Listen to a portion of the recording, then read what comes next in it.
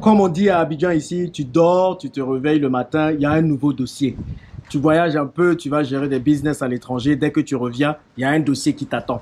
Donc moi, je suis revenu ici à Abidjan depuis quelques jours seulement. Je suis venu trouver un dossier ici.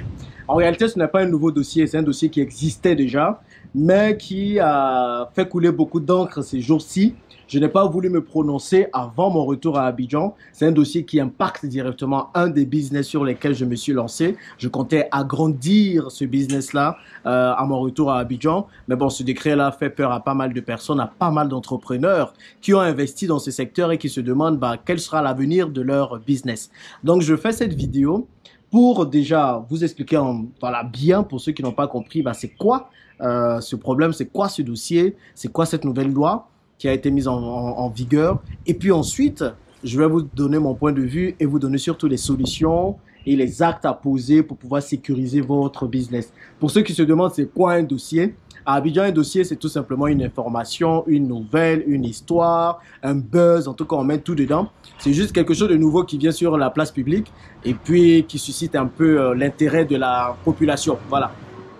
Donc c'est de ce dossier-là qu'on va parler aujourd'hui, qui a suscité l'intérêt de la population ces jours-ci. Je pense que vous l'aurez compris, c'est tout simplement la loi et le décret qui avait été voté récemment, qui veut régir le secteur des transports ici à Abidjan. Donc il y a cette loi qui avait été votée en décembre 2021 déjà. Donc moi j'en avais déjà conscience. Et du coup qui va être mise en vigueur à partir de mars 2023, mais qui a vraiment suscité l'inquiétude de plusieurs personnes qui ont investi dans les VTC, les véhicules de transport avec chauffeur, avec applications de mise en relation, les applications comme Yango ou les applications comme Uber. Donc, on parle de ceux qui on dit communément Yango ici. Donc, moi, vous savez bien que c'est un secteur, les transports, que j'aime bien. J'ai fait des taxis depuis plusieurs années. Et là, je me suis lancé dans les VTC récemment parce que voilà, ça génère pas mal de tâches et c'est plutôt sécurisé. Maintenant, le gouvernement a vu qu'il y a pas mal de personnes qui ont investi dans ce secteur. Il y a des milliers, sinon des millions de personnes qui ont investi dans ce secteur. Donc, il s'est dit qu'il était peut-être un peu temps de réguler ce secteur-là. Parce que le secteur des VTC, avec application de mise en relation, visiblement fait concurrence déloyale avec les taxis. Donc, je suppose que le lobby des taxis derrière a tiré les ficelles et puis essayé que les choses soient régulées. Donc, que dit ce décret? Parce que j'ai pris le temps de le lire quand même, le décret en long et en large. Je pense qu'il fait 14 pages, quelque chose comme ça. Donc, j'ai tout lu. Ensuite, j'ai appelé mon contact chez Yango, mon contact chez Uber, mon contact au ministère des Transports, parce que l'objectif, c'est de, voilà, parler bien et de savoir où est-ce qu'on met les pieds. D'accord? Donc, je pense qu'avant d'ouvrir sa bouche, il faut savoir de quoi il s'agit. Du coup, là, ça me permet de vous dire globalement ce qui se passe, ce qui va certainement se passer dans les jours qui suivent et pourquoi vous ne devrez pas spécialement vous inquiéter. En tout cas, moi, je vais continuer à investir dans ce secteur. Donc, cette loi dit quoi? C'est que déjà les VTC, les véhicules qui vont servir à Yango ou à Uber, ces véhicules-là doivent être âgés de moins de 5 ans et ces véhicules doivent avoir une puissance minimum de 84 kWh 84 kilowatts ou 114 chevaux. En gros, c'est 90% de ces véhicules qui sont visés par ça parce que 90% des véhicules qu'on utilise aujourd'hui en VTC, ce sont les Suzuki principalement. Vous avez Suzuki Alto, les petites voitures comme des boîtes d'allumettes là. Celles-là même, je disais aux gens de ne pas acheter parce que moi, je ne me sens pas en sécurité dans ces voitures-là. J'ai pris une fois pour tester, pour voir, mais vraiment, c'est des voitures qu'il ne faut pas acheter quoi, pour faire VTC. Mais malheureusement, c'est celle qui est le moins chère. Elle coûte à peu près 5 millions de francs CFA. Et c'est dessus que tout le monde se jette, quoi. Et donc ça, ça pollue maintenant partout à Abidjan. Donc ça, c'est la première, le premier type de voiture. Après, on a les Suzuki Expresso, les Suzuki Desir. Donc 90% du parc automobile qui fait les VTC, Yango et Uber aujourd'hui sont ces véhicules-là. Et la loi dit, ces véhicules-là bientôt ne pourront plus circuler. OK? Donc ça, il y a un remue-ménage dessus parce que c'est 90% des véhicules, c'est les principaux véhicules qui sont utilisés pour VTC. Il y a des milliers de familles, de personnes qui ont investi dedans. Des familles qui sont allées s'endetter pour investir dedans, des gens qui ont pris toutes leurs épargnes, toute leur économie pour mettre dedans. Donc vous imaginez que ça touche beaucoup de personnes quand même. Et je ne pense pas que le but de l'État soit de faire en sorte que tous ces chauffeurs qui ont aujourd'hui des emplois soient démunis de leur emploi. En tout cas, je l'espère. OK? Maintenant, cette loi est venue pour dire on va essayer de réguler les choses. On va essayer de faire en sorte que les taxis ne soient pas trop délaissés. Bon, après, les taxis, on sait tous un peu les taxis ici, hein, mais bon, voilà. on va pas rentrer dans ce sujet-là. Donc ça, c'est la première partie de la loi qui crée le grognement. Et il y a une deuxième partie de cette loi qui dit que toutes les applications doivent payer minimum 20 millions de francs CFA pour avoir une sorte de licence pour pouvoir exercer. Donc comme Yango, comme Uber, on a vu qu'il y a pas mal de petites applis qui commençaient à proliférer. Donc on s'est dit, pour essayer de supprimer un peu toutes ces applis parasites-là, on va mettre une condition qui va les éliminer d'office. Et c'est ces 20 millions-là. Voilà un peu le gros de la loi, le gros de la loi. Et il y a une troisième partie qui dit que tous les chauffeurs de VTC doivent avoir une sorte de certificat, en plus de leur permis de conduire qu'ils doivent renouveler par an pour pouvoir exercer. Bon, voilà encore autre chose. Bon, qu'est-ce que j'en pense?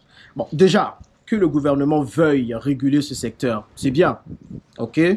Le problème dans nos différentes économies qui sont plutôt informelles, on ne régule pas le secteur avant qu'il commence. Et on voit les choses passer et puis on essaie de traficoter quelque chose pour pouvoir réguler les choses. Mais c'est bien qu'on veuille réguler le secteur. Maintenant, il faut comprendre que ce sont des nombreuses familles qui ont investi dedans. Donc, de nombreuses personnes qui ont mis leurs investissements dans ce genre de voitures. Maintenant, que cela vienne maintenant pour réguler, qu'est-ce qu'on va faire de toutes ces personnes-là? Ok? Que vont-elles devenir? Que vont devenir leurs voitures? Parce que les Suzuki Alto, là, je pense, voilà, c'est pas des voitures dans lesquelles on a envie de rouler personnellement, vous comprenez. La grande question que moi je me pose, c'est que on dit que ces véhicules-là ne peuvent pas faire VTC, mais par contre, ces véhicules peuvent faire taxi. Vous comprenez, hein, allez chercher l'erreur. Pourtant, taxi et VTC, ils font la même chose. C'est juste qu'avec le VTC, on peut demander la course ou bien on peut réserver la course à l'avance. Donc, avec le taxi, il n'y a pas trop d'applications qui permettent de le faire. Donc, si le même véhicule, parce qu'il a une petite puissance, on suppose qu'il n'assure pas la sécurité des gens, il ne peut pas faire VTC, pourquoi ferait-il taxi? Ça, c'est ma première question. Ma deuxième question aussi, c'est de se dire, mais écoutez, s'il y a un secteur qui mérite d'être régulé ici à Abidjan, on est bien d'accord que c'est le secteur des Gbaka. Vous connaissez les Gbaka, ce sont les minivans, les minibus de 18 places, là, de 14 à 18 places. Mais ces véhicules-là, comme on a l'habitude de dire ici, ce sont des corbillards ambulants. Des gens, les chauffeurs de ces véhicules roulent tellement mal, ils sont à la base de plusieurs accidents ici à Abidjan. Pourquoi on ne les régule pas déjà ceux-là? Hein? Il y a des gens qui ont des véhicules de plus de 20 ans. Vous voyez les véhicules, mais ils sont raccommodés, traficotés. Parfois, tu es dans le véhicule quand on était jeune et puis tu vois le sol en bas. S'il y a un secteur dans les transports, une partie dans les transports qui doivent être régulés, c'est bien ce secteur-là. Et pourquoi il n'est pas régulé en premier? Si l'objectif, c'est de vraiment réguler le secteur des transports. Ça aussi, c'est un autre point qui suscite des questions. Okay? Mais bon, de toutes les façons, la loi ne va pas rentrer en vigueur maintenant. Donc ça, c'est déjà un bon point.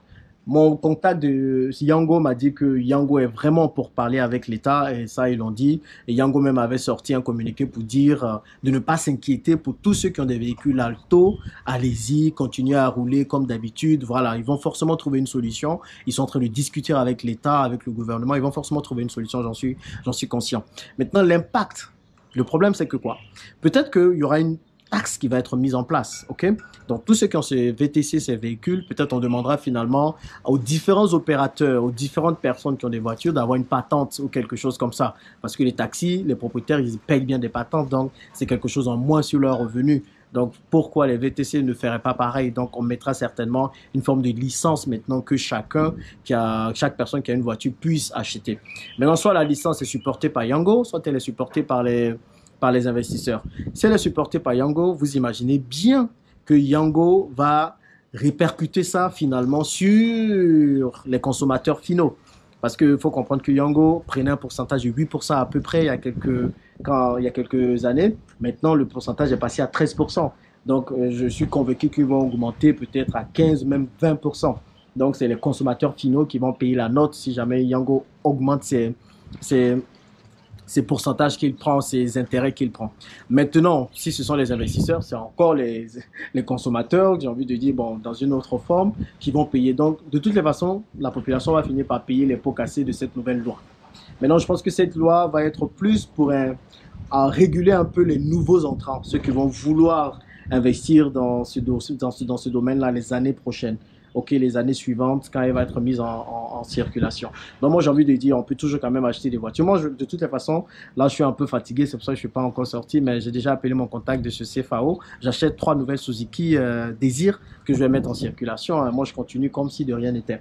Et pour ceux qui veulent investir avec moi, voilà, je vais vous faire signe bientôt. On va travailler avec 10 personnes, je vous dirai. Maintenant, le truc, c'est que la moralité, c'est que pour tout business ici au pays, c'est toujours ceux qui se lancent en premier qui mangent le plus d'argent, qui mangent bien. Parce que quand Yango a commencé il y a quelques années, bah, il n'y avait pas de régulation, les gens faisaient un peu au flair, comme ils le sentaient. Bah, c'est ceux-là qui ont beaucoup plus bouffé. Okay? Et c'est pour ça, quand il y a de nouvelles opportunités, il faut toujours être parmi les premiers. Les premiers sont ceux qui mangent le plus. Maintenant, ce sont ceux aussi qui prennent le plus de risques. Ok, ça va de pair. Donc, si vous avez peur de prendre des risques et que vous voulez vous lancer quand le dossier ou bien quand le business est sûr, forcément, vous allez gagner moins. La deuxième chose, c'est que vous pouvez toujours acheter des voitures. Maintenant, n'achetez pas des Altos, s'il vous plaît. Les Altos, là, je ne sais même pas comment les gens arrivent à rouler dedans. C'est des voitures. Imaginez un Baka, quand il y a une voiture Alto, c'est compliqué. Ok, Espresso encore ça passe, les Suzuki Espresso. Mais moi je préfère acheter des Désirs. Donc acheter des Désirs sont des voitures beaucoup plus, je pense, un peu plus sécuritaires que les autres, dans lesquelles on se sent un peu plus en sécurité. Donc acheter des Désirs. Et puis si la loi sort, quand on dit que bah, ces voitures, ces véhicules de petite puissance, parce qu'elles consomment très peu, ne peuvent plus circuler, vous les basculez en taxi. Vous allez maintenant acheter une patente et tout, et puis vous allez circuler en taxi. Donc, il n'y a pas vraiment de risque. Hein. C'est pour ça, moi, je vous dis, n'arrêtez pas et puis n'ayez pas peur pour vos investissements. Vous les basculez en taxi tranquillement, et puis vous continuez à faire votre société de transport. En gros, cela veut nous dire qu'il y a de l'argent à se faire dans le business des transports, les amis. Totalement, en tout cas ici à Abidjan. Il y a de l'argent à se faire. Il est encore temps. Il y a encore un peu de place à prendre. Hein. Il y a encore un peu de place. D'ici quelques années, peut-être ce sera un peu tard, mais maintenant, il y a toujours moyen. Donc, n'ayez pas peur de cette nouvelle loi. C'est bien que les choses soient régulées tant que c'est fait dans les règles de l'art et qu'on régule tout un secteur et pas juste une partie. Ok. Et puis, je pense que c'est bien aussi que ce soit régulé. Cela permettra de sécuriser les différents investissements que nous faisons et d'aller de l'avant. En tout cas, moi, je ne m'arrête pas. C'est un des objectifs, en tout cas de mes prochains mois là, vraiment travailler à fond dessus. D'ailleurs, j'ai appelé mon contact de CFAO qui me dit que si je commande les voitures maintenant, je les aurai qu'en juillet. Pour vous dire que même ces voitures-là, il y a pénurie dessus, quoi. Et tout en Alto, Espresso, Désir, tout ça, il y a pénurie. Pour vous dire qu'il y a tellement de personnes qui commandent ça, qui achètent ça. Donc, les amis, il faut vous lancer. Hein. Il faut vous lancer. Et il y a toujours le lien pour pouvoir vous préinscrire, pour profiter de cette offre clé en main taxi que je mets en place. Je vais travailler qu'avec 10 personnes. Donc, je vais appeler un membre de mon équipe plus tôt, va appeler directement ces personnes-là pour qu'on puisse travailler ensemble, ok? Et puis, on va aller crescendo comme ça. On va voir comment les choses se passent. Mais il n'y a pas lieu de s'inquiéter. Je reste convaincu que ce secteur restera toujours porteur. Bon, allez, dites-moi ce que vous en pensez dans les commentaires et on se retrouve dans la prochaine vidéo. À plus.